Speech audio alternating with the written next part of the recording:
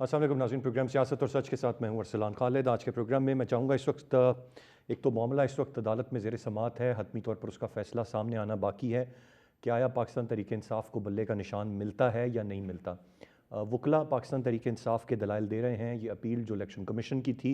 दूसरी जानिब हम देख रहे हैं कि पेशावर हाई कोर्ट बदस्तूर अपनी चीज़ें उसी तरह से चला रहा है जिस तरह पहले उन्होंने पाकिस्तान तहरीक इंसाफ की फेवर में फ़ैसला दिया, जिसको इलेक्शन कमीशन ने सुप्रीम कोर्ट में चैलेंज किया, और अब फिर दोबारा से ये कहना पेशावर हाई कोर्ट का कि पीटीआई इंतखाबी निशान की हकदार है, इलेक्शन कमीशन का फ़ैसला गैर कानूनी है।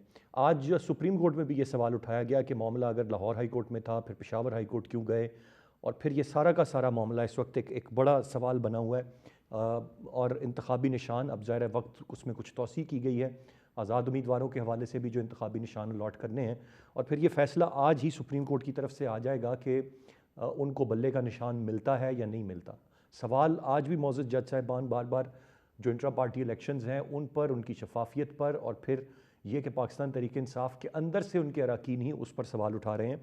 ये तमाम तर चीज़ें आज भी हमने देखा लाइव स्ट्रीमिंग के ज़रिए जो समात होती रही। फिर उसमें एक और ट्विस्ट भी देखने को मिला।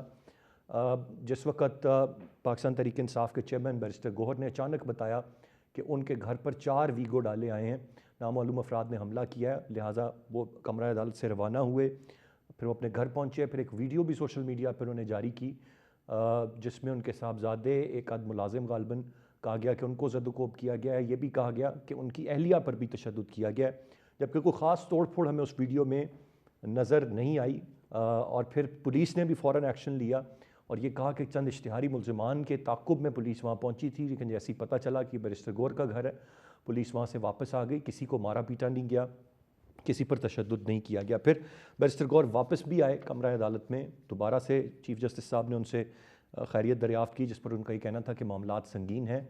और फिर आखिरी इतलात के मुताबिक IG इस्लामाबाद पुलिस भी बैरिस्टर गौहर की रिहाइशगाह पर पहुँचे हैं और मामले को इंटेरोगेट किया जा रहा है। इस पर मिला जुला रद्द-ए-अमल, एक तो यकीनन अगर पुलिस का ये अमल है तो उस पर जितनी मजम्मत की जाए वो कम है, और अगर ये कोई एक बहुत सारे लोगों का, उनके नाक़िदीन का ये कहना है कि ये एक ड्रामा किया गया है जो रियलिटी से दूर है।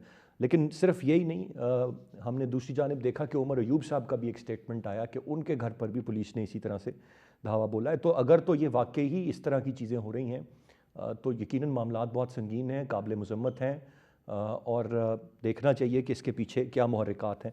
मैं चाहूँगा तफसील से ये जो इस वक्त एक डेवलपिंग सिचुएशन है, इलेक्शन के इतना करीब भी एक जमात जिसके हवाले से अब कहा जा रहा है कि अगर उसका इंतखाबी निशान नहीं मिलता तो फिर ये इंतखाबात पर बहुत सारे सवालात होंगे।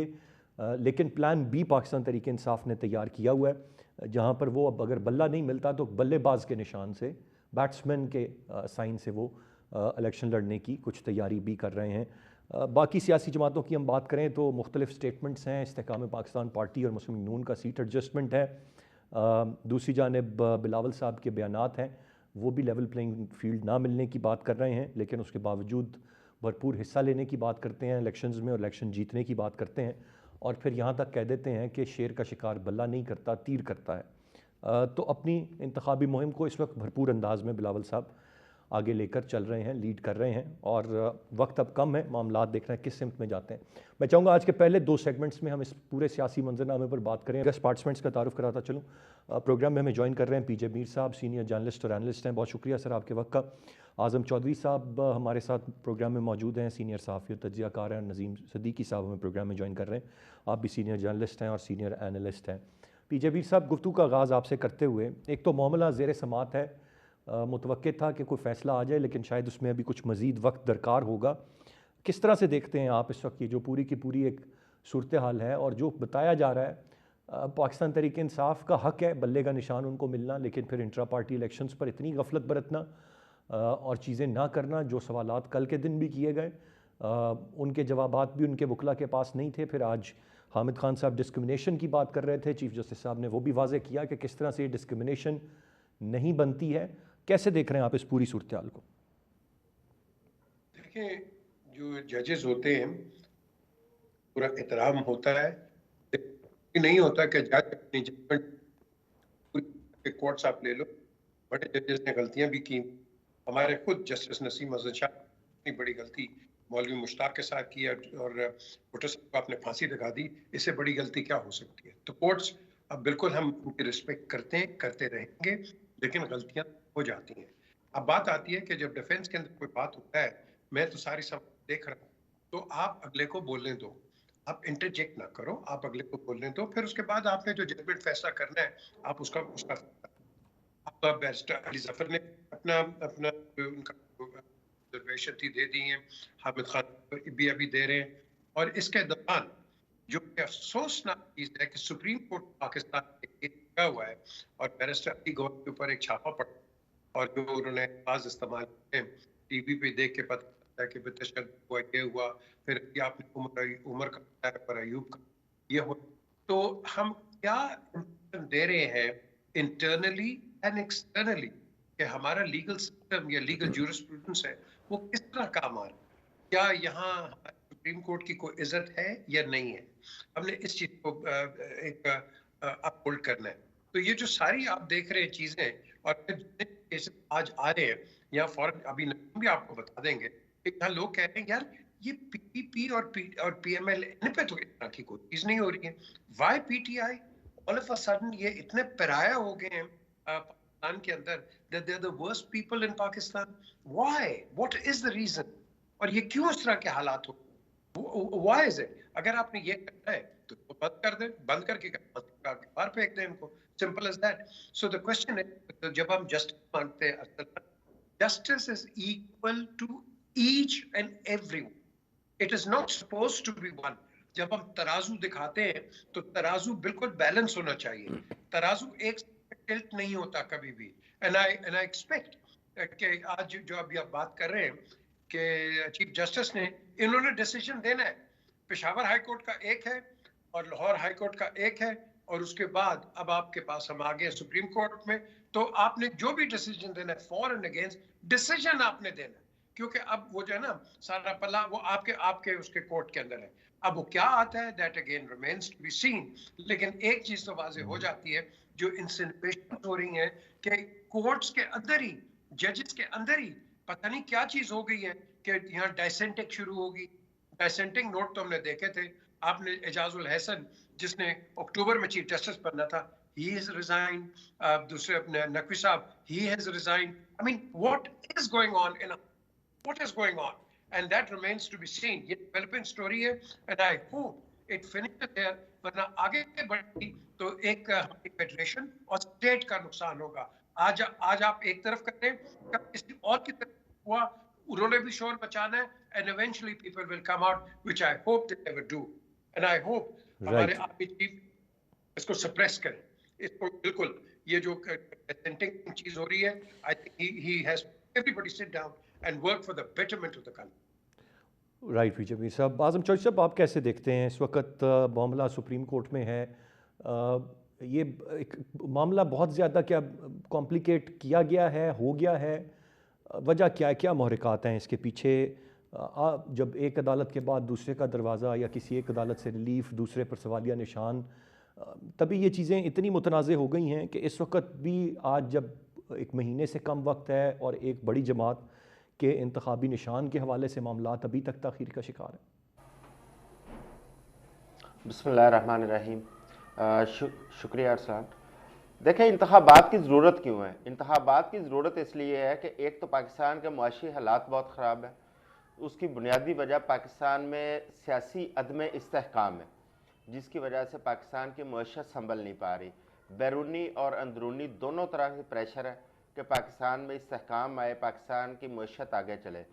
लेकिन जिस किस्म के इंतखाबात करवाए जा रहे हैं, जो इस वक्त नज़र आ रहा है या जो हालात वाक़यात हम इस वक्त देख रहे हैं, मुझे नहीं लगता कि पाकिस्तान के सियासी और मुआशी हालात बेहतरी की तरफ जा पाएंगे, बल्कि इस तरह के इंतखाबात मज़ीद हालात को ख़राब करेंगे और हम जो बेहतरी की उम्मीद लगाए बैठे हैं, खुदा ना खासा हम मज़ीद जो है वो अबतरी की तरफ चले जाएंगे।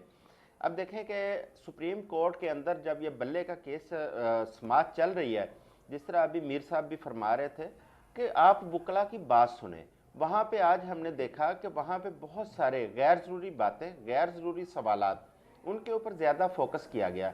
मसलन एक पॉइंट पे फोकस किया गया है जी कि आपके पार्टी के पुराने लोग कहाँ पर हैं, नए लोग क्यों ज्वाइन कर रहे हैं, जबकि ये इससे कंसर्न नहीं था। इसके साथ साथ और भी बहुत सारी ऐसी चीज़ें हैं कि मसलन पार्टी के अगर इंतखाब हुए हैं तो आपके पास रसीदें क्यों नहीं हैं। भाई अगर पार्टी के 50,000 रुपये इंट्रा पार्टी इलेक्शन के लिए इलेक्शन कमीशन में जमा हुआ है तब ये इलेक्शन कमीशन ने इंतखाब की इजाज़त दी थी। देखिए अरसलान, एक तरफ ये पीटीआई के साथ इस तरह से सलूक किया जा रहा है, दूसरी जानब हमने पाकिस्तान के अंदर आज तक किसी जमात को इंट्रा पार्टी इलेक्शन करवाते हुए नहीं देखा। हमने हमेशा ये देखा है कि ड्राइंग रूम के अंदर बैठकर एक फैसला किया जाता है और उस फैसले को एक कागज़ पर नोट करके मीडिया के सामने ले आया जाता है कि जी फलां प्रेसिडेंट या चेयरमैन होंगे, फलां सीनियर वाइस प्रेसिडेंट, फलां सेक्रेटरी। जबकि एक पार्टी अगर इंतखाबी अमल में जा रही है इंट्रा पार्टी में, आप उसको डिस्करेज कर रहे हैं और आगे आने वाले वक्त में आप पार्टियों को मज़ीद इस चीज़ पर मजबूर कर रहे हैं कि वो हमेशा डिक्टेटरशिप की तरफ जाएं, जमहूरियत से थोड़ा वो इज्तनाब करें। देखिए इससे क्या होगा, इससे होगा इस किस्म के इंतखाबात के रिजल्ट क्या आएंगे। आपने अगर तय कर लिया है कि आपने बल्ले का निशान नहीं देना तो वो पीटीआई आपने प्लान बी पे जा रही थी जो कि बल्लेबाज का एक निशान था, जो कि अख्तर डार नामी शख्स हैं, उनकी तहरीके इंसाफ नजरियाती के नाम से जी। अच्छा, जब वो बल्लेबाज पे उन्होंने अपनी पार्टी के लोगों को कहा कि आप निशान जमा कराएं, साथ ही इलेक्शन कमीशन की जानिब से एक नोटिफिकेशन फौरी तौर पर आता है कि किसी भी एक पार्टी के लोग उनको दूसरी पार्टी के निशान लॉट ना किए जाए और उनको बिल्कुल उसमें अकोमोडेट ना किया जाए। इसका मकसद क्या है? इसका मकसद सिर्फ ये है कि पीटीआई के जो लोग हैं, पीटीआई के जो उम्मीदवार हैं, वो इंतखाबी अमल से बाहर रहें, वो इस अमल में आ ना सके। अब इनका प्लान सिर्फ ये जो नज़र आ रहा है बाहर यही है कि चंद महदूद सीटें, वो 25-30 जितनी भी हो सकती हैं जी, वो सीटें पीटीआई के कुछ लोगों को दी जाएं ताकि जो असम्बली बने उसके अंदर उनको मैनेज किया जा सके। और ये सारा कुछ किसके लिए हो रहा है? सिर्फ एक फ़र्द वाहिद के लिए। एक फ़र्द वाहिद को इक़्तिदार में लाने के लिए, वज़ीर आज़म बनाने के लिए आपने पूरे निज़ाम को मफलूज करके रख दिया है। और पाकिस्तान में इस वक्त ऐसे लग रहा है कि जो पाकिस्तान का आइन है उसकी किसी को परवाह नहीं है। इस वक्त परवाह है इलेक्शन कमीशन है या हमारी अदलिया है। मुझे आज़म चौधरी साहब ये बताएं कि पूरा निज़ाम बेशक मफलूज कर दिया जाए, क्या इस हद तक मफलूज किया जा सकता है कि जो 8 फरवरी के दिन अवाम का सेंटिमेंट होगा उसको मुकम्मल तौर पर उसका भी गला घोंट दिया जाए, उसको भी मैनेज कर लिया जाए, दबा दिया जाए? जो इतनी बड़ी तादाद में एक वोटर या सपोर्टर है वो जो इजहार करना चाह रहा है उसको बिल्कुल कुछ और दिखा दिया जाए, इतना भी मुमकिन हो पाएगा इस दौर में? माजी में होता रहा है, इस पर कोई शक नहीं, लेकिन अब जब सोशल मीडिया वाइब्रेंस है, चीज़ें हैं, सबको, अब भी ये मुमकिन हो पाएगा? अरसलान, मैं आपको इसी दौर की बात बताता हूँ। कराची के बल्दियाती इंतखाबात और इस्लामाबाद के बल्दियाती इंतखाबात, ये हमारे सामने मसाले मौजूद हैं। सुबह इंतखाबात थे, रात तक लोगों को कंफ्यूज रखा गया, लोगों को समझ नहीं आने दी गई कि सुबह इंतखाबात होने जा रहे हैं। उसके बाद अचानक जब अनाउंस किया गया कि सुबह पोलिंग है तो बड़े महदूद थोड़े से लोग निकले, उन्होंने वोटिंग की और उसकी बुनियाद पर वहाँ पे रिजल्ट जो है वो उन्होंने बनाए। अब इसी किस्म का माहौल इस वक्त भी पैदा हो रहा है। आप देखें इस वक्त पूरे मुल्क में स्वाए बिलावल भुट्टो के कोई पार्टी या कोई सियासी लीडर इस वक्त इंतखाबी सरगर्मियों में नहीं है और बज़ाहिर ऐसा लग रहा है कि इन पार्टियों को कोई परवाह नहीं है इंतखाबात की। यही नज़र आ रहा है कि जिन लोगों ने ईवान में जिनको पहुंचना है और उनको तयशुदा है कि वो कहते हैं कि साड़ी गल हो गई है, असी तो जाना है, ठीक है, वो इस उम्मीद मैं ज़रा चौधरी साहब नसीम सिद्दीकी साहब को भी शामिल गुफ्तगू करूँ, फिर इस पर मज़ीद हम बात करते हैं। नसीम सिद्दीकी साहब, ये बज़ाहिर वाकई ही एक जमात को दूर रखने के लिए ये सारे मामलात हो रहे हैं, लेकिन ये देखें अब छोटी बात नहीं है। इसका लोग जो भी मर्जी तासुर लें नसीम सिद्दीकी साहब, लेकिन मैं और आप इस बात से इत्तफाक करेंगे कि इट्स अ बोल्ड मूव। आप लाइव स्ट्रीम करके सुप्रीम कोर्ट की कार्रवाई दिखा रहे हैं तमाम टीवी चैनल्स, एक आम आदमी देख सकता है। तो जो सवालात उठ रहे हैं, मेरे ख्याल से कोई भी ज़ी-शऊर इंसान ये तो कल से सुनता चला आ रहा है कि उनके जवाबात हतमी तौर पर नहीं हैं पाकिस्तान तहरीक इंसाफ के वकला के पास। जो जो सवालात उठाए गए, मिसाल के तौर पे कल एक बानी जो पाकिस्तान तहरीक इंसाफ के हैं उनके हवाले से जब पूछा गया कि भाई आपने उनको डी नोटिफाई कर दिया था, वो पार्टी से अलग हैं, उसका हिस्सा है, इसका भी कोई जवाब नहीं था। अकबर एस बाबर की मैं बात कर रहा हूँ। तो ये तमाम तर हकाइक भी तो सर सामने हैं, इन पर क्या कहेंगे आप? बहुत शुक्रिया अरसलान। आप माशाल्लाह बड़े भोले हैं। आपने वाकई का लफ्ज़ 2-3 दफ़ा इस्तेमाल किया कि क्या वाकई ऐसा हुआ है? क्या वाकई पुलिस जो है वहाँ पे गई है या कोई बैरिस्टर गौहर ने ड्रामा रचाया? अच्छा, तो ये अरसलान मैंने इस आपको नहीं पर आना पता है कि नसीम सिद्दीकी साहब, ये दूसरी दफ़ा मैं इसका जवाब दीजिएगा। पहले ज़रा ये सुप्रीम कोर्ट और बल्ले के निशान पे दें, फिर उस पर जो मर्जी आप कहिएगा। ओके ओके, बात यह है कि लाइव स्ट्रीमिंग हो रही है और दुनिया देख रही है और दुनिया तमस्खर भी उठा रही है। और कई लोगों ने तो पूछा कि यार ये बल्ले का केस चल रहा है, ये मकबूजा कश्मीर आज़ाद कराने निकले हुए, क्योंकि इलेक्शन कमीशन के वकील को तो बोलना ही नहीं पड़ रहा, जिरा ही नहीं करनी पड़ रही। जिस तरह काजी साहब इसके ऊपर जिरा कर रहे हैं, बाल की खाल उतार रहे हैं, तो उस वक्त उनका बिल्कुल क्या कहते हैं कि नजरिया नजर आ रहा है। उनको पीटीआई की मामलात की इतनी ज्यादा नॉलेज है कि शायद पीटीआई के अंदर के लोगों को भी इतनी ज्यादा नॉलेज ना हो। वो पंजाबी में एक मिसाल देते हैं कि मज्जा मज्जा दिया भेड़ा। शायद आप समझते हो या आजम जी जी जी खान जी, मेरे ख्याल समझ से गए हम हो। सारे चारों समझते हैं और नाजरीन भी समझते हैं। जी जी, बिल्कुल बिल्कुल समझते हैं ना। तो बड़ी मुझे ये नहीं समझ आ रही कि सुप्रीम कोर्ट में बैठ के Lahore high court, Peshawar high court की इतनी सरजनिश किस बात पे हो रही है। ये सारे पाकिस्तान के कोर्ट्स हैं, आप कहीं पर भी जा सकते हैं। आप सिंध हाई कोर्ट चले जाएं, बलूचिस्तान हाई कोर्ट चले जाएं, ये कोई इशू नहीं है। फिर इशू ये है कि आपने सिर्फ ये देखना है कि इलेक्शन कमीशन की जुरिस्डिक्शन है कि नहीं है। आप तो पीटीआई का पोस्टमार्टम करने के लिए बैठ गए। और उसकी वजह सिर्फ ये है कि जो पीजे ने बात की थी वो बिल्कुल सही है। पहले तो हम ब्यूरोक्रेसी में देखते थे कि ये उस पार्टी से ताल्लुक है, ये उस पार्टी का हमदर्द है, लेकिन अब आपको जजेस में क्लियर कट नजर आ रहा है। इसी तरह जब साकिब निसार साहब का जो है वो अदालत लगती थी, तो जिस तरह वो वकीलों की सरजनिश करते थे, तो ये कोई अच्छी रवायत नहीं है। क्योंकि आपका काम है आप वकीलों को सुने। वो आपके पास दादरसी के लिए आए हैं, आप लॉर्डशिप है। गोरा तो चला गया, लेकिन लॉर्डशिप साढ़े पीछे छड़ के चला गया है। अब लॉर्डशिप जब सामने बैठे हो और वो डांटना शुरू कर दे, तो वकील तो बेचारा वैसे ही कंफ्यूज हो जाएगा कि यार मेरे पे तौहीन अदालत ना लग जाए। तो आपको तो बड़े तहम्मुल के साथ ये तमाम मामला सुनने चाहिए और आपको जल्दी इस बात का फैसला करना चाहिए। ऐसे ऐसे सवाल निकाले जा रहे हैं कि जी रसीदें नहीं जमा नहीं कराई 50,000 की। लंदन फ्लैट की तो रसीदें मेरे ख्याल से नवाज शरीफ ने जमा करा दी थी, कतरी लेटर भी जमा करा दिया था, उनको तो फारिग कर दिया, बिल्कुल उनके लिए ग्राउंड बना दी गई है। यानी कि बाकी जितनी भी पॉलिटिकल पार्टीज है वो स्मूथ सेलिंग कर रही हैं। एक कहा जाता है कि आप लेवल प्लेइंग फील्ड देंगे, उनके लिए तो स्मूथ सेलिंग है। और आप एक पार्टी को इतना तंग कर रहे हैं, इतना तंग कर रहे हैं कि आपकी अभी बाइसनेस नजर आ गई। जिस तरह आजम चौधरी ने निशानदेही की है कि वो कहते हैं जी बल्लेबाज का भी निशान नहीं लेना। वो आप चाहते क्या है? आप क्लियर कट कह दीजिए कि हमने तहरीके इंसाफ को इलेक्शन में हिस्सा नहीं लेने देना। और जो माहौल बन रहा है, एक महीना रह गया, एक महीने से भी कम रह गया। मैंने कुछ 6-7 पाकिस्तान के जनरल इलेक्शंस कवर किए हैं। ऐसा तो कभी भी नहीं देखा कि एक महीने से कम का वक्त रह गया और दूसरी तरफ आपको कुछ इलेक्शन की एक्टिविटीज ही नजर नहीं आ रही, क्योंकि साड़ी गल हो गई है इस मुल्क के अंदर। ये अजीब तमाशा निकल गया। अच्छा, सबसे इंपॉर्टेंट बात यह है कि इलेक्शन कमीशन एक आईनी इदारा है। वो कह रहा है कि पीटीआई ने अपने इंट्रा पार्टी इलेक्शन ठीक नहीं कराए। ओ भाई, तुम्हारे ऊपर अरबों खरबों रुपए लगते हैं पाकिस्तान के टैक्स पेयर के। तुमने पंजाब में आईनी तौर पे 90 रोज में इलेक्शन नहीं कराए।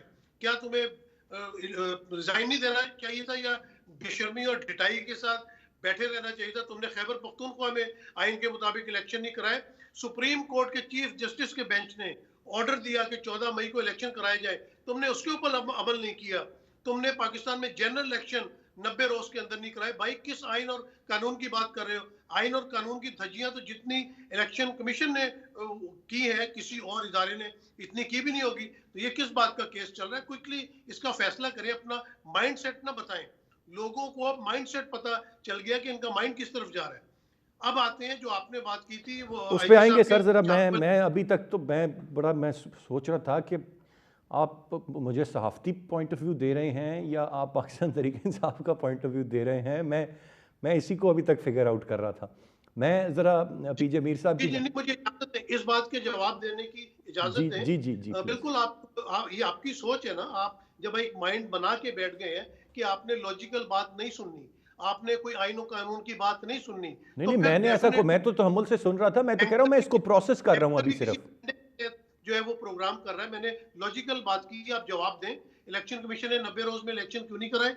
इलेक्शन ने जनरल इलेक्शन 90 रोज में क्यों नहीं कराए? आइन और कानून की पासदारी क्यों नहीं हुई? लीगली और आइनी तौर पे मैं पूछ रहा हूँ, इन बातों के जवाब दे दें तो मैं बहुत शुक्रिया आपका। नहीं, मैं बिल्कुल ऐसा नहीं है कि मैं पहले से कोई ज़हन बना के बैठा हूँ या मैंने आपकी बात नहीं सुनी। मैंने आपकी तहम्मुल से बात सुनी है नसीम भाई। मैंने सिर्फ इतनी अर्ज़ की, मैं प्रोसेस कर रहा था, मैंने उस पर भी कंक्लूजन अभी नहीं दिया। वो मैं अभी सोच रहा हूँ, मैं सिर्फ सोच में हूँ। मैं मज़ीद बात आगे करते हैं जी। गुफ्तगू का सिलसिला जारी है, एक ब्रेक की जाने पड़ेंगे, ब्रेक से वापस आकर मज़ीद बात करते हैं, साथ रहिए जी। मैं ज़रा पीजे मीर साहब की जानिब आऊँ। पीजे मीर साहब, मुझे ज़रा ये बताइएगा, जो मैंने बात की, मैंने दोनों पॉइंट ऑफ व्यू रखे हैं। जो चल रहा है इस वक्त डिजिटल मीडिया पे, मैंने ये नहीं कहा कि जो गौर साहब कह रहे हैं वो गलत है, कि वाकई ही पुलिस आई थी। वो नसीम भाई को मेरी बात पे एतराज़ था, वो जवाब भी देंगे उसका। लेकिन कुछ लोग सवाल कर रहे हैं कि ये वाकई ही ऐसा हो रहा है। तो मैं तो दोनों का पॉइंट ऑफ व्यू रख रहा हूँ। अब आपकी क्या राय है इस पर? मैंने तो ये आगाज़ में भी कहा कि अगर ऐसा हुआ है, बहुत इस पर तशवीश है और इसकी भरपूर मजम्मत होनी चाहिए।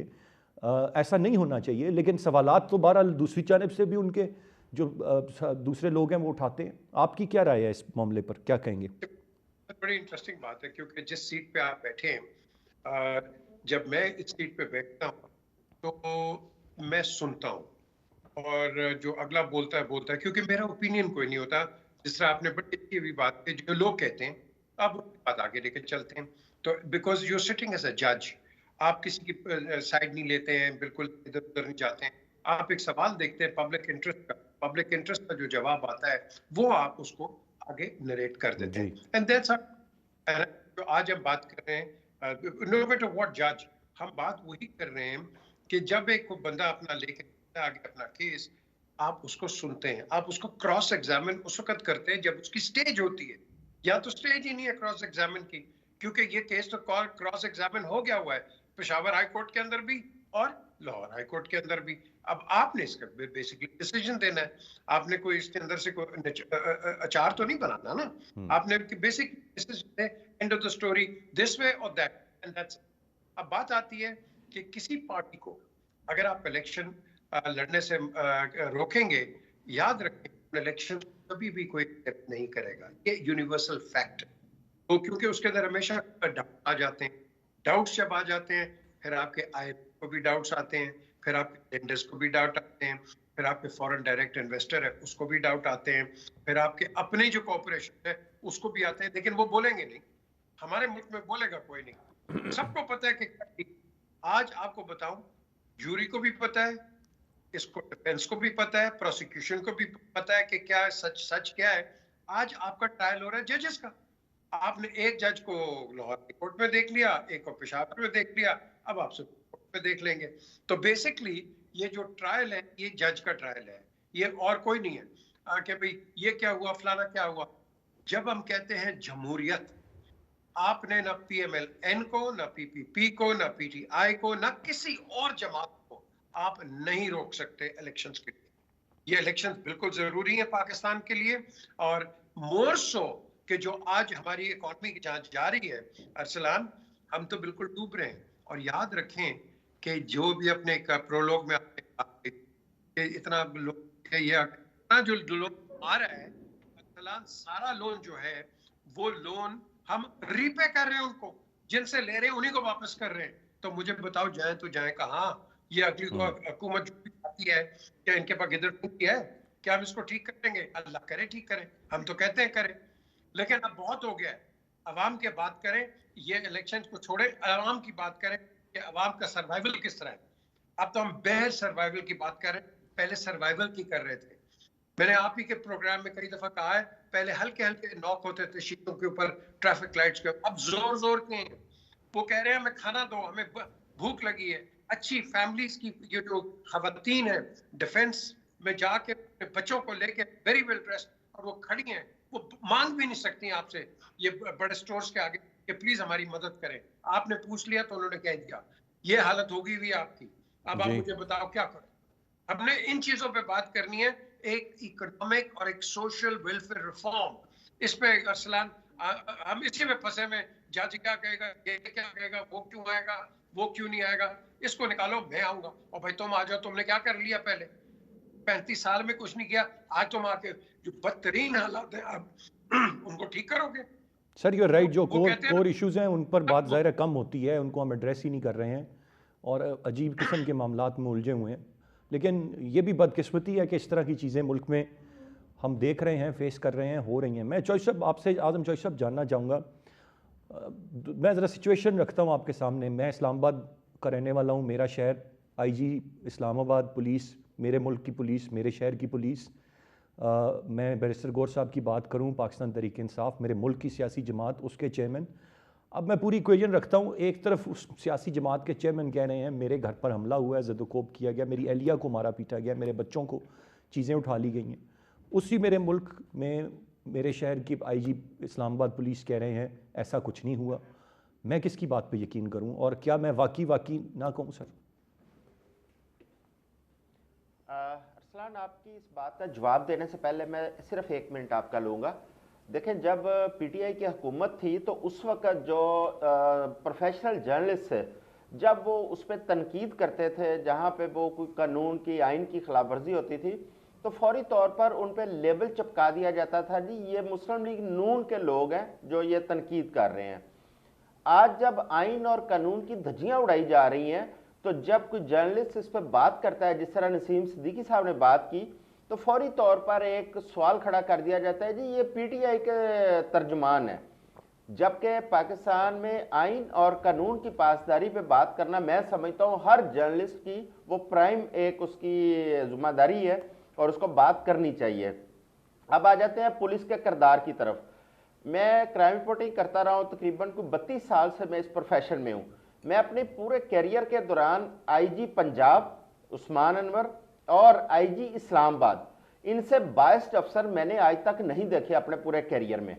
अगर वो ये कोर्ट में खड़े होकर कहते हैं कि उनका जो झूठ है वो साबित हो जाता है, तो फिर अदलिया की जिम्मेदारी है, सुप्रीम कोर्ट की जिम्मेदारी है कि उनको उसकी सजा दें। अब हो क्या रहा है, पाकिस्तान के अंदर पहले रोका गया लोगों को नॉमिनेशन पेपर जमा कराने से, उनको गिरफ्तार किया गया, उनके अजीज़ो कारब को गिरफ्तार किया गया। उसके बाद जब लोगों ने नॉमिनेशन पेपर जमा करवा दिए, उसके बाद एक पार्टी जो पाकिस्तान की इस वक्त बड़ी एक सियासी पार्टी है, उसके इंतखाबी निशान से महरूम करने के लिए हर मुमकिन कोशिश की जा रही है। इसके साथ साथ फिर जब लोग जो इलेक्टेबल्स जिनको हम कहते हैं, या जिन पे ये उम्मीद होती है कि वो इंतखाब जीत सकते हैं, उनको मजबूर किया जा रहा है कि वो इंतखाबी अमल से बाहर हो जाए, जिसकी 3-4 एग्जाम्पल आपके सामने रखता हूँ। मसलन लाहौर से शफकत महमूद, उन्होंने अपने विड्रा किए पेपर, बक्कर या खुशाब से गालबन, बक्कर है गालबन, सुमेरा मलक साहिबा, उन्होंने अपने पेपर वहाँ से विड्रा किए।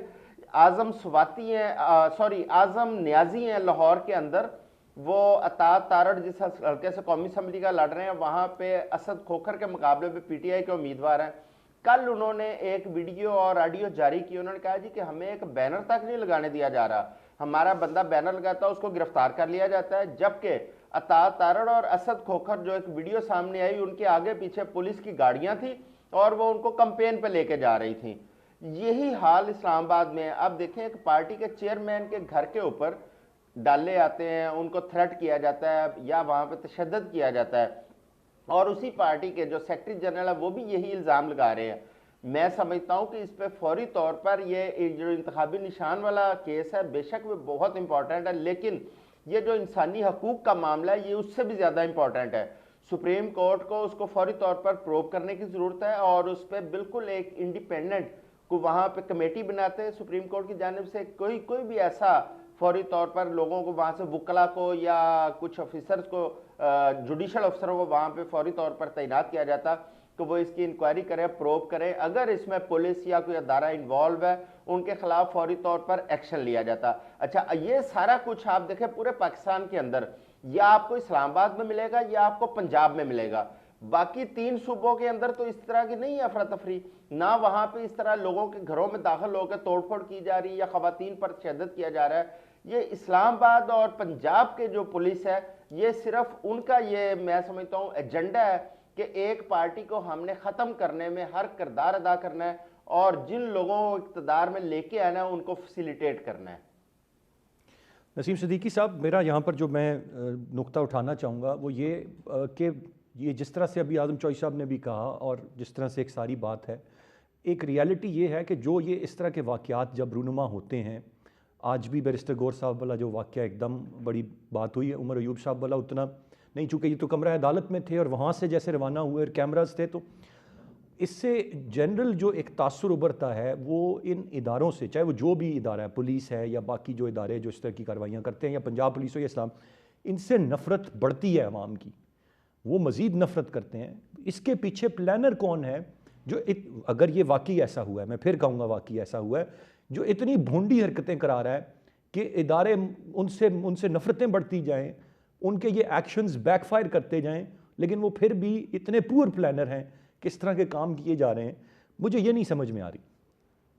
अरसलान, बहुत शुक्रिया। पहले तो पीजे मीर और आजम चौधरी का शुक्रिया कि उन्होंने आइन और कानून वाली मेरी बात की तायद की। अरसलान, आपका सवाल बिल्कुल जेन्युइन है और आपकी जो रिजर्वेशन है मैं इसलिए समझ सकता हूँ क्योंकि आप इस्लामाबाद की रिहायशी हैं, आपको पता मैं भी इस्लामाबाद में रहा, और जो इस्लामाबाद पुलिस का रवैया रहा है वो बहुत ही अच्छा रहा है। हमारे जहनों में जो इस्लामाबाद पुलिस है उसका एक इमेज बहुत अच्छा आता है क्योंकि इस्लामाबाद में आपको पता है जनरल्स रहते हैं, सीनियर साफ़ी रहते हैं, वहाँ पे बिजनेसमैन है, पार्लियामेंटेरियंस है, तो बड़ा एक इस तरह का माहौल है कि इस तरह की चीज़ सोच नहीं सकते। तो आपको जो थोड़ा सा डाउट है वो अपनी जगह दुरुस्त है, लेकिन आजम चौधरी ने जिस तरह बात की है पंजाब पुलिस और इस्लामाबाद पुलिस का, आप देख लें कि वो किस तरह लोगों के घरों में दाखिल होती है, वो शीरी मजारी हो। मैं पीटीआई वालों का नाम इस वक्त इसलिए ले रहा हूँ कि उनसे साथ ज्यादती हुई है। जब नून लीग वालों से ज्यादती होती तो हम वो हाईलाइट करते थे कि ख्वाजा आसिफ के साथ ज्यादती हुई है, राना सनाउल्लाह के साथ ज्यादती हो रही है, तो इस वक्त क्योंकि पीटीआई वालों के साथ ज्यादती हो रही है। अच्छा, दूसरी बात जो है हम अगर लॉजिकली एक बात को देखें तो हमें खुद ही फैसला हम कर सकते हैं, क्योंकि मेरा माशाल्लाह आप भी एक सीनियर साफ़ी हैं और बहुत तजुर्बा आपका, बहुत अच्छा तजिया होता है कि जब सुप्रीम कोर्ट के अंदर वकील बात कर रहा है तो आपने देखा कि माई लॉर्डशिप का क्या रवैया है, और जब आईजी इस्लामाबाद आता है तो आप रिस्पेक्ट दे बिल्कुल उसको। उसकी सर्जरिश होनी चाहिए थी कि आपकी जरूरत कैसी हुई कि आप एक बैरिस्टर के घर जाके इस तरह छापा मारे। तो वो कह रहा है कि वहां पे इश्तिहारी जो है वो छुपे हुए थे। तो लॉर्डशिप ने पूछा कि जी इश्तिहारी कौन से इश्तिहारी छुपे हुए थे? उसने कहा वो मुझे नाम नहीं पता, वो थाने वालों को पता होगा। यार, कहीं पे इश्तिहारी छुपे हुए हैं और आपने रेड करनी है और आपको पता है कि आगे किसी बड़े बंदे का घर है, तो आप आईजी से इजाजत लिए बगैर आप एक कदम नहीं बढ़ते इस्लामाबाद के अंदर। इस बात का असलान आपको भी जी जी, अदराक है। बिल्कुल तो सही आईजी कह। झूठ बोल, वहां पे देखे ना अदालत में झूठ बोल रहे कि मुझे इश्तिहारियों का नहीं पता। और वो जो कोसार वाले थाने वाले हैं उन्होंने जाके बैरिस्टर के घर पे रेड भी मार दी। इन्होंने तो एक एक घर टारगेट किया हुआ है, इनको सारे एड्रेस पता है कि अरसलान कहाँ रहता है, नसीम सिद्दीकी कहाँ रहता है, पीजे कहाँ रहता है, आजम चौधरी कहाँ रहता है। तो ये बात है, ये झूठ खुल के आपके सामने आ रहा है, ये नहीं होना चाहिए। दूसरी बात अच्छा जो आपने हाँ जी, एंड में जी जी जी, बड़ी जबरदस्त है कि ये किस किस्म की प्लानिंग हो रही है कि पाकिस्तान की आवाम अपने ही इदारों से मुतनफ़र होती चली जा रही है। अब ये जो लाइव टेलीकास्ट हो रही है इसमें मैंने देखा, अरसलान आप यकीन नहीं करेंगे, 10-12 साल के बच्चे बच्चियां जो पास बैठे होते हैं वो कह रहे हैं, चाचू ये क्या बात कर रहे हैं, चाचू ये क्या बात कर रहे हैं, ये तो उन्होंने गलत बात की है। यानी कि बच्चों को भी नजर आ रहा है कि किस तरह बदनीयती के साथ इस केस को चलाया जा रहा है, इन मामलात को देखा जा रहा है। तो खुदा के वास्ते हमें पाकिस्तान को आगे लेके जाना है। पीजे ने जैसे अपना कंसर्न शो किया कि पाकिस्तान मुआशी तौर पे इस वक्त नीचे जा रहा है, कर्जे पे कर्जे लेते चले जा रहे हैं, कौन चुकाएगा? ये जो अमीर लोग हैं वो तो बाहर उन्होंने जायदादें बनाई हुई हैं, उनके बच्चे बाहर पढ़ रहे हैं। हमारे आपके बच्चों का क्या होगा? मेरी भी बहुत सारी फैमिली जो है वो पाकिस्तान में मौजूद है, वहीं बच्चे पढ़ रहे हैं, लिख रहे हैं, और जिन्होंने डिग्रियां ले ली हैं वो डिग्रियां हाथ में लेके फिर रहे हैं, उनको नौकरियां नहीं मिल रही। माँ बाप कितनी मुश्किलों से आजकल अपने बच्चों को तालीम देते हैं, उनको नौकरियां नहीं मिल रही। गरीब आदमी जो 2 वक्त की रोटी खाता था उसको 1 वक्त की रोटी नसीब नहीं है। सर्दियों में गैस नहीं आ रही, गर्मियों में बिजली नहीं आ रही। पाकिस्तान खुदा न खास्ता डाउन द ड्रेन जा रहा है, लेकिन आप तमाशे लगाए हुए हैं और आप अपने अपने जो बाइसपन है आप बदले ले रहे हैं एक दूसरे से। पिछली दफा जैसे कहा जाता था अता बंदयाल के जमाने में कि मर्जी का बेंच बना लेते हैं, एक तरफ नकवी साहब को बिठा लेते हैं, एक तरफ इजाजुल हसन को बिठा लेते हैं। गलत था, लेकिन अब भी तो वही हो रहा है कि एक तरफ मजहर साहब बैठे हैं तो एक तरफ मुसरत हलाली बैठी है। कहाँ गए अतर मनल्ला, कहाँ गए मंसूर अली शाह? इतने बड़े बड़े केस सुन रहे हैं, लोग देख रहे हैं। लोगों को अब सोशल मीडिया की वजह से बहुत ज्यादा अवेयरनेस आ गई है, लोग पूछते हैं। खुदा के वास्ते पाकिस्तान के बारे में सोचे। हमारा भी जो दिल दुखता है, हम भी जो सख्त अल्फाज बोल जाते हैं, दिल नहीं करता कि अपने किसी इदारे के सरबराह के लिए, किसी के लिए हम ऐसी आपने बात दुरुस्त करें। कहा लेकिन नसीम सिद्दीकी साहब, लेकिन ये आपने जो जिस तरफ इशारा किया, इट्स अ बिटर रियलिटी। मैं तो यही दरख्वास्त करूंगा अपने इस प्लेटफॉर्म से कि जो जो भी इसके पीछे सोचने वाले हैं खुदारा कुछ सोचें कि ऐसे एक्शन से आप किसी को क्या मतलब क्या डैमेज क्या कर रहे हैं या अपना कितना डैमेज आप कर रहे हैं। और ये नफ़रत जो फैलती जा रही है इदारों को लेकर या एतबार उठता जा रहा है। अभी जिस तरह से नसीम भाई आपने कहा सांबा पुलिस को हम बड़ा अच्छी पुलिस समझते हैं, बड़ी कोऑपरेटिव पुलिस, रवैया बड़ा मुख्तलिफ है। लेकिन अब जो आप इस वक्त पाकिस्तान से बाहर बैठे हुए हैं बेतहाशा हमारे ओवरसीज़ पाकिस्तानी, वो भी एक तासुर बना लेंगे अब इस्लामाबाद पुलिस को भी लेकर, बाकी पुलिस के बारे में ऑलरेडी तासुर है, बाकी इदारों के बारे में भी एक तासुर है, विच इज़ वेरी रॉन्ग। ये बड़ा अनफॉर्चुनेट हो रहा है जी। गुफ्तगू का सिलसिला जारी है, ब्रेक की जाने पड़ेंगे, ब्रेक से वापस आकर मजीद बात करते हैं, साथ रहिए। मैं ज़रा थोड़ी सी अब सियासी मामले की बात करूँगा। हमने एक जमात और उसके इर्द गिर्द जो हो रहा है उस पर तो बात की, मैं तीनों से कॉमेंट लूँगा। पीजे मीर साहब, जो तो एक तरफ है मामला वो है चल रहा, वो आज अदालत फैसला देगी। जो हमने बड़ी तफसील से पाकिस्तान तहरीक इंसाफ की जमात के मुतालिक बात कर ली। जो बाकी जमातें और उनकी कैंपेन है, मैं PMLN की बात करूँ, बिलावल साहब बड़े भरपूर अंदाज में चीज़ों को लीड करते नज़र आ रहे हैं। वो कह रहे हैं लेवल प्लेइंग फील्ड ना भी मिले 8 फरवरी को हम सरप्राइज़ देंगे। और जिनके मुतालिक आप लोग मेरे मोअज़्ज़ज़ मेहमान बात कर रहे थे कि हमारी उत्ते गल हो गई है, वो तो नज़र ही नहीं आ रहा कहीं हमें उस तरीके से। तो ये वाकई कोई सरप्राइज़ एलिमेंट कोई चीज़ 8 फरवरी को इस तरह की हम तवक्को कर सकते हैं? ये सरप्राइजेस तो बहुत ही रहे। पहले वो जहाज खड़ा है चकलाला एयरपोर्ट पे, कोई जहाज खड़ा होता है लाहौर एयरपोर्ट पे, बस आपको देखे क्या होगा क्या नहीं होगा, ये चीजें कोई नहीं है। आई थिंक एस्टेब्लिशमेंट है, let's be honest, it is in control of it. And at the end of the day ये जो बैशिंग इधर उधर कर रहे हैं, इनडायरेक्ट बैशिंग हमारे आर्मी चीफ की, I think that is most unnecessary. ये बाहर से भी, लंदन से भी, अमेरिका से भी इधर उधर के ब्लॉग्स जो आ रहे हैं, मैं I am coming to question, ये जो आ रहे हैं, ये आप अपने जवान को अंडरमाइन कर रहे हो। जो चीफ होता है, कोई मर्जी चीफ हो जाए, याद रखो कि किसी चीफ के ऊपर इनडायरेक्टली तो हिट मारोगे ना, इसका स्पिल ऑफ इफेक्ट पे होता है। तो इसको आप साइड पे रखो। अपनी जो आपने बात कही है सियासी चीज को सियासी रहने दो। अब सियासी इस फील्ड के अंदर मैं नाम नहीं लेता, लेकिन एक बंदा है वो सियासी फील्ड के अंदर इसको सब कुछ मैनिपुलेट कर रहा है। हाउ कैसे कर रहा है ये सबको पता है। अब क्वेश्चन उठता है कि क्या what goes around shouldn't come around, it will come around. याद रखें आप, जो आपकी जमातें इकट्ठी होती थी PDM के अंदर, आज वो एक दूसरे के ऊपर दांत खोल के तेज करके एक दूसरे की, ये आप जा रहे हैं पॉइंट ऑफ नो रिटर्न। अगर आपने इसी रास्ते पे रहा पॉलिटिकली, तो I can assure you the armed forces will step in, because वो जिस तरह जनरल ज़िया ने कहा था एक दफा, he cannot let the country go to the dogs। ये एक सूरत आ रही है। और लिटरली अब जिस तरह मैंने पहले भी जिक्र कर दिया कि आप एक बहुत बड़े फाइनेंशियल क्राइसिस में हैं। आप जो पैसा आपको मिल भी रहा है वही आप डेट सर्विसिंग कर रहे हैं, और उसके बाद क्या कर, आपके टैक्सेस यहाँ बढ़ जाएंगे और बहुत बढ़ेंगे आगे, क्योंकि मुल्क टैक्सेस के बगैर सर्वाइव नहीं कर सकता। सो अब इसका सोल्यूशन एक ही है कि जो मर्जी डिस्कशन कर ले, north east and west and south, आपने जब तक मिल के बैठ के एक मेमोरेंडम ऑफ अंडरस्टैंडिंग नहीं साइन करते कि जो भी हो जाए we will all work together for country, that way forward. अगर आपने अभी मैं कहता हूँ ए जमात आ जाए, वेरी गुड, आगे इलेक्शन हो गए, आ गई, ये बाकी जो जमातें वो सर्वाइव नहीं करने देंगे, उनके लोग बाहर निकल आएंगे और इनकी प्ली होगी, जी हम तो कुछ नहीं कर रहे, तो अवाम का शोर है। तो बेसिकली आप फिर एक उसी टर्मोइल में और क्वैगमायर में चले जाएंगे। इसको बचाने के लिए आज आपको चाहिए कि बैठ जाएं, एक दूसरे को इलेक्शन को छोड़ें, बिल्कुल कलेक्ट करें, लेकिन जो भी रिजल्ट आता है आप उसको एक्सेप्ट करें। क्या आपकी सकत है एक्सेप्ट करने की? क्या आप पावर से बाहर रह सकते हैं? ये आपको वक्त ही बताएगा। लेकिन हमारे लोगों में इतनी वो सकत भी नहीं है, वो पेशेंस भी नहीं है, और वो कंसिडरेशन और टॉलरेंस और को देखें कि वो पाकिस्तान के लिए काम कर रहा है। क्योंकि अरसलान ने काम करना है, लेकिन पीजे मीर कभी काम नहीं कर सकता। मैंने करना है, अरसलान काम नहीं कर सकता। ये हमारा नेशनल मोटिव ऑपरेंडी है, और इसको आप एक ही तरीके से कर सकते हो। मैं बार बार कह रहा हूँ, हमारे पास एक अच्छा मौका है डैमेज कंट्रोल का।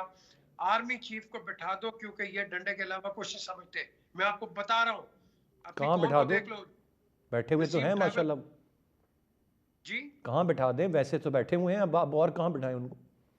आप इनको बिठाएं सामने और एक मेमोरेंडम ऑफ अंडरस्टैंडिंग साइन करें कि इंसान के बच्चे बनो, पाकिस्तान का सोचो। ये जब तक नहीं साइन करेंगे हर बंदा, मैं आपको बताऊं, यही बहस होगी। कभी जजेस की हो रही है, कभी आप फौज की कर देते हैं, कभी सियासत की, कभी ब्यूरोक्रेसी की। ये हमारे एक नेशनल एक ट्रेंड बन गया। इसको अवॉइड करो यार, पाकिस्तान के लिए आगे सोचो। और नहीं सोचोगे तो बिलीव मी, आप आगे नहीं बढ़ोगे। मैं अभी कहने लगा था, नसीम से पूछे, ये तो ट्रैवल करते हैं, हम किस तरह गधों की तरह एयरपोर्ट्स पे फिरते, बाहर एयरपोर्ट पे जाते हैं, लाइन पे लग जाते हैं। ये क्या बात है? क्यों? ये वही आदमी है जो लाहौर, कराची, पेशावर के एयरपोर्ट से इंसान की तरह चलता है, गधे की तरह चलता है, उधर जाके लाइन पे लग जाता है। क्यों? मुझे बताओ क्यों? क्या हमारे पास लॉ नहीं है? हमारे पास, हम कदर नहीं कर सकते? हम कर नहीं करते क्योंकि हमें पता है, और तेन पता है मेरा वो कौन है, तुम्हें पता है मैं कौन हूँ। यहाँ ये है, जरा कहो ना यहाँ ये बॉबी को, ये कांस्टेबल को, कि बताओ मैं कौन हूँ। वो यहाँ के प्राइम मिनिस्टर को नहीं छोड़ते। तो ये जो है ना, ये एटीट्यूड्स को अपने को ठीक करो, ये सब ठीक हो जाएंगे। हमारे पास अल्लाह ने हर चीज दी है हमें, और हम कर सकते हैं, और इंशाल्लाह राइट पीछे मीर करेंगे। साहब, इंशाल्लाह आपको मॉनिटर चाहिए। ज़रूर। आज़म भाई ज़रा थोड़ा सा इस वक्त जो भी मैदान जितना भी सजा है, क्योंकि भरपूर नहीं सजा, लेकिन जितना भी सजा है उसमें बिलावल साहब भरपूर अंदाज में नज़र आए हैं। केपी गए, जलसे किए, सिंध तो कहते थे सिंध से निकलते नहीं हैं, बलूचिस्तान चले गए, लाहौर भी आकर दस्तक दे दी, पंजाब में भी। कैसे देख रहे हैं उनकी परफॉर्मेंस को, बाकी जमातों की परफॉर्मेंस को? और एक चीज़ ये जो पाकिस्तान तरीके इंसाफ एडवोकेट्स और बैरिस्टर की जमात बन गई है ऑल ऑफ अ सडन, इतने वकील निकल आए हैं, ये क्या हुआ है? ये सिर्फ इमरान खान के केसेस की वजह से है, या कोई और भी इसके पीछे कोई लॉजिक है कि ये छुपे बैठे थे, अब ये सामने नज़र हमें ज़्यादा आने लगे हैं? पंजाब से क्या खबरें? क्योंकि जो इंतखाबी एक कंपेन होती है, मैं उससे ज़ाती तौर पर बड़ा इंस्पायर हूँ। मैंने जीबी की कंपेन, उसके बाद कश्मीर की कंपेन, फिर ज़िमनी इंतखाबात की और कंपेन्स वो मैंने देखी हैं। बिलावल बड़ा एक्टिवली इसमें वो पार्टिसिपेट करते हैं कंपेन के अंदर। और आप देखें इस वक्त भी पूरे पाकिस्तान में अगर बिलावल खामोश हो जाए तो नज़र ही नहीं आ रहा कि पाकिस्तान में इंतखाबात होने जा रहे हैं। सिर्फ बिलावल भुट्टो है जो इस वक्त कहीं ना कहीं जलसा करके तो इस कौम को थोड़ा सा ये एहसास दिला रहे हैं कि हम इंतखाबात की तरफ बढ़ रहे हैं। बाकी पार्टियां जो हैं वो तो मुझे इस वक्त बिल्कुल खामोश नज़र आ रही हैं। अब आप पीटीआई की बात कर रहे थे कि वकला की जमात बन गई, उसकी एक बुनियादी वजह है, जब पीटीआई के आप किसी भी कारकुन को बाहर रहने नहीं देंगे या वो बाहर निकलेगा उसको गिरफ्तार कर लेंगे, तो ऑब्वियसली फिर ऐसे लोग सामने आएंगे जो पुलिस का और इस कानून और गैर कानूनी इकदाम जो है उसका सामना कर सके। उसमें मैं समझता हूँ कि वकला जो है वो फ्रंट फुट के वो प्लेयर्स हैं, और क्योंकि अदलिया 24 घंटे उन्होंने अदालतों के अंदर गुजारने होते हैं, कानून को उनसे बेहतर कोई नहीं समझता, इसलिए उन लोगों ने ये महाज संभाला। और इस वक्त आपको अच्छा, लेकिन एक गिला नज़र आ रहा है आज़म भाई, जो मुझे नज़र आ रहा है, जो मेरे से ज़ाती हैसियत में किया यहाँ पर कौमी असम्बली और फिर पंजाब में सूबाई असम्बली के जो उम्मीदवार हैं, जो कहते हैं कि हम अपने बिल्कुल ज़माना तालिब इल्मी से या नौजवानी से हम साथ हैं पाकिस्तान तरीके इंसाफ के, तो जब अब फर्स्ट ईयर या सेकंड ईयर की लीडरशिप हमारी गायब हो गई है, तो हम जो वर्क कर रहे हैं, जो आईएसएफ के साथ रहे हैं, अब हमारा हक बनता है, हमने जब पे 4-4 पर्चे भी हैं, हमें इलेक्शन लड़ने दिया जाए। लेकिन उनका ये मानना है कि बाहर से लोग आके हावी हो गए हैं और हमें टिकट नहीं दिए या नहीं दिए जा रहे थे, या हम आज़ाद हैसियत में लड़ेंगे। ये भी एक बड़ा प्रॉब्लम चल रहा है। ये मैं इस्लामाबाद और करीब करीब आगे पंजाब की बात कर रहा हूँ, लाहौर और उस साइड का बेहतर आप बता सकते हैं।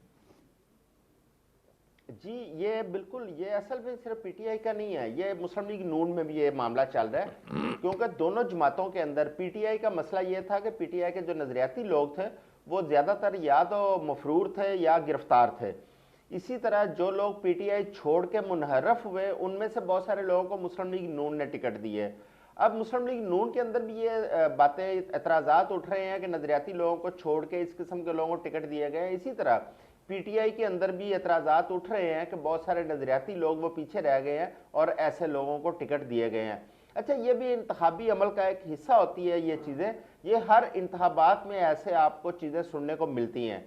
लेकिन इस वक्त जो सूरत हाल है ये बड़ी एक मैं समझता हूँ कि ये कोई रूटीन की मामूल की सूरत हाल नहीं है, कि गैर मामूली सूरत हाल है। इस सूरत हाल के अंदर कुछ पार्टियां तो ऐसी हैं जिनको 100% ये यकीन है कि वो इक़्तिदार में जा रही हैं, जबकि एक पार्टी या उसके अलाई उनको 100% यकीन है कि उन्हें इक़्तिदार क्या, उन्हें इंतखाबी अमल में जाने से रोका जा रहा है। अब इस किस्म की सूरत हाल को ख़त्म करना पाकिस्तान में इंतखाबात के लिए लेवल प्लेइंग फील्ड या थोड़ा सा स्मूथ एक एनवायरनमेंट को देना, वो इलेक्शन कमीशन की जिम्मेदारी है। इलेक्शन कमीशन के साथ साथ आप जो हमारी इंटरम गवर्नमेंट्स हैं, चाहे वो फेडरल की है चाहे प्रोविंशियल है, आप उनका रोल देखें। आपको उनके अंदर एक बायसनेस कूट कूट के भरी हुई आपको नजर आ रही है। इस तरह लग रहा है कि जैसे वो जो आगे पीडीएम की पार्टियां हैं वो उनकी नुमाइंदगी कर रहे हैं इक़्तिदार में बैठ के। अलमिया यह है कि पीडीएम की पार्टियों ने जो 16 माह की गवर्नमेंट यहाँ पे गुजारी थी, उनके पास कोई ऐसा बयानिया नहीं है जो लेके वो अवाम के पास चले जाएं, क्योंकि आप देखें अभी तक किसी जमात ने कोई ऐसा मंशूर नहीं दिया जिससे हमें ये थोड़ी सी उम्मीद पैदा हो कि पाकिस्तान की मईशत कैसे ठीक होनी है, पाकिस्तान में सियासी इस्तेहकाम कैसे आना है और पाकिस्तान ने आगे कैसे बढ़ना है। जैसे हमारे साथ अभी पीजे मीर साहब और नसीम सिद्दीकी साहब दोनों क्योंकि सफ़र करते हैं, बहुत ज़्यादा बाहर होते हैं, आप देखें पाकिस्तान पासपोर्ट रैंकिंग में दुनिया के आखिरी 4 या 5 मुल्कों में इस वक्त स्टैंड कर रहा है। ये हमारी इज्जत का आलम है। जबकि इनकी तो जो बड़ी पार्टियां, उनकी जुम्मेदारी ये थी कि कोई ऐसा प्लान लेके आती कि पाकिस्तान की मईशत को ठीक करने का, कि अवाम के अंदर एक उम्मीद पैदा होती। लेकिन ये मजीद मायूस करने पर तुली हुई है, ये कहकर कि साड़ी गल हो गई है, असी ते आ रहे हैं। ठीक है, अब ये ना पता लगे कि बात किसी की पक्की हुई हुई हो और आखिरी दिन जो है वो दूल्हा तब्दील हो जाए, ये भी शायद कोई ऑन द कार्ड एक पॉसिबिलिटी है। नसीम भाई कैसे देख रहे हैं आप इस वक्त की जो अब तक की इलेक्शन कैंपेन है, उसको कैसे देख रहे हैं? एक जमात को तो चले हमने उस पर बड़ी तफसील से बात की, जो बाकी हैं जिनके लिए मामलात स्मूथ हैं, उसमें यही आप एग्री करेंगे कि बिलावल साहब भी नज़र आ रहे हैं जो चारों सूबों में गए हैं, या जो जो जो माहौल को इस तरह बना रहे हैं कि हाँ इंतखाबात हैं, बाकी तो कोई सिर्फ मेरे ख्याल से बात पक्की पे खुश हैं अभी। माशाल्लाह आज अरसलान आपने बहुत अच्छी तैयारी की, बड़े चुन चुन के आप सवाल लाए और बहुत अच्छे सवालात आपने उठाए हैं। देखें ये सारा मामला जो है ना, ये एक स्क्रिप्ट के तहत चल रहा है।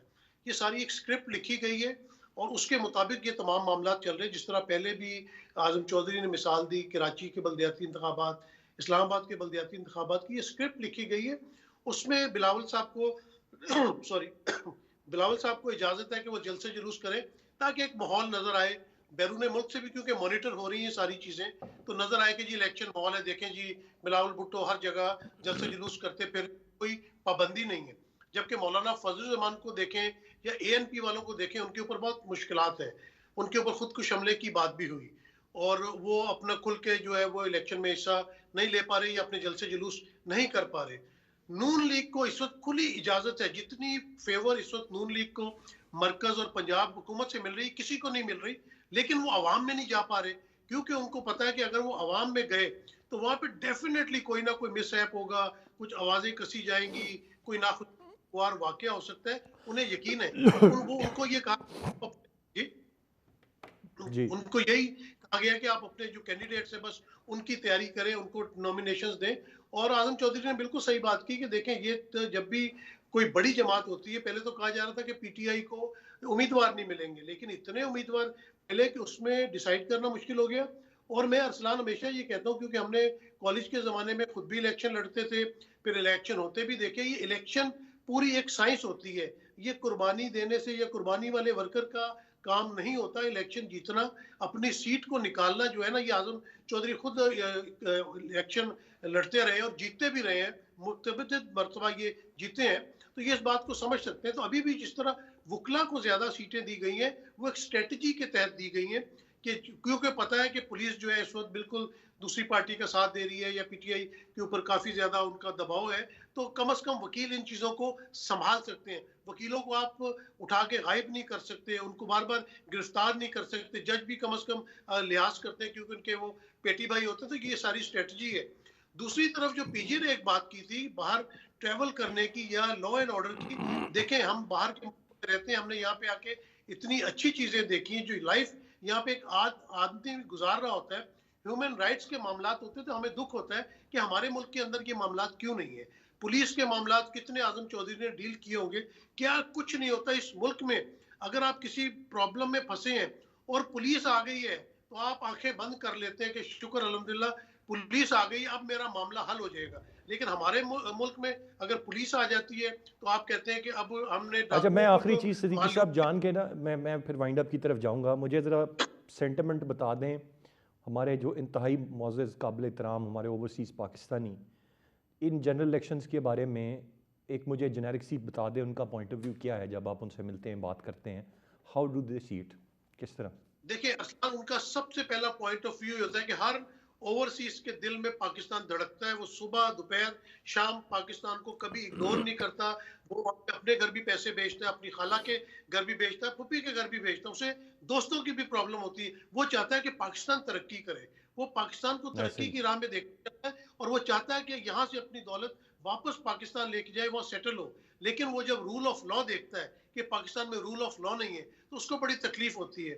वो जब देखता है कि लोगों के ऊपर अरबों के करप्शन के केसेस हैं और वो उन्होंने बाहर आके जायदादें बनाई हुई हैं और यहाँ पे उनके बच्चे, उनकी नस्लें अय्याशी कर रही हैं, उन्हें दुख होता है। फिर वो देखते हैं कि एक शख्स अपने तमाम मामलात यहाँ से छोड़ के चला गया और वो उसको जेल में डाला हुआ है, तो वो बड़ा दुख महसूस करते हैं। उन सबकी 95% सपोर्ट जो है वो इमरान खान और पीटीआई के साथ है और वो सब पाकिस्तानी है। हम उनकी सोच के ऊपर कोई पाबंदी नहीं लगा सकते। कतई नहीं हम लगा उनकी सकते। सोच को, वो आज़ाद है अपनी सोच के अंदर। बिल्कुल, मैं बहुत शुक्रिया अदा करना चाहूँगा तीनों अपने इंतहाई मुअज़्ज़ज़ मेहमानों का।